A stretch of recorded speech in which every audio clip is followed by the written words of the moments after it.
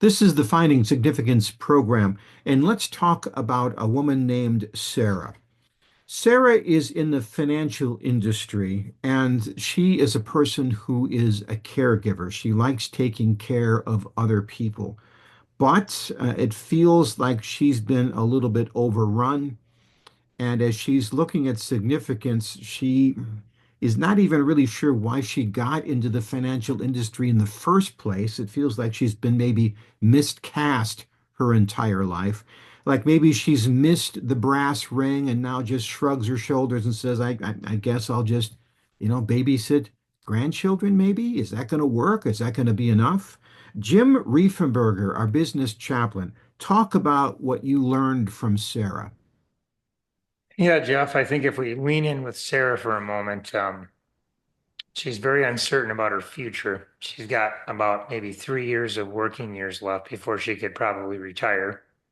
Um, she probably feels a little bit overwhelmed. She's been put into leadership positions, promoted over the years, but maybe just feels like the stress and the worry of how everybody's doing and overworked is kind of getting the best of her. And can I just Um, ask a quick question? So yeah. what happens? Everybody wants the job promotion, but you're not going to turn that down. It's extra money, it's prestige. But if you're a caregiver like her, this is extra load of all these other people you got to take care of. Does that describe who she is? Does the word caregiver describe her as a person? Explain that.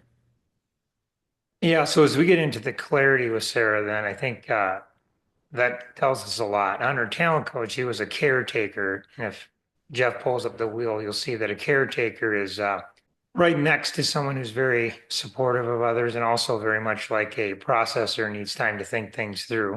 But I always joke that there's nothing wrong with caring. It's just that you have to remember the minute you do too much caring versus just care that you kind of start to allow people to kind of bring their emotions in every situation at work and at home, and finally you're kind of exhausted. If you care, that is often good enough. You don't necessarily have to do anything besides care, right? Correct.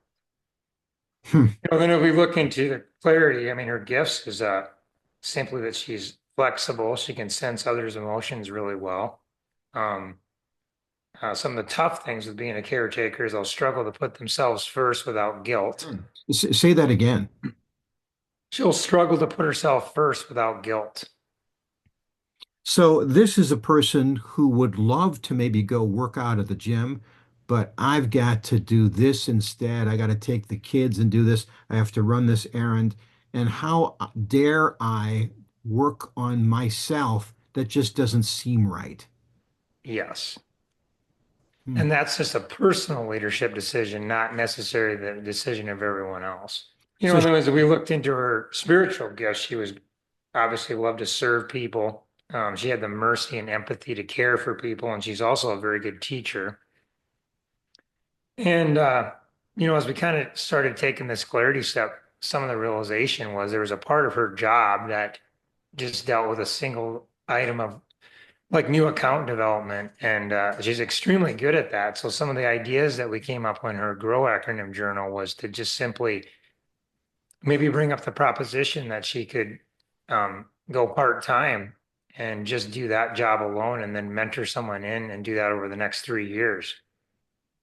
So this clarity was helping her see what she really liked about her job because it fit with who she was, and maybe what she didn't like about the job because that wasn't at all who she was.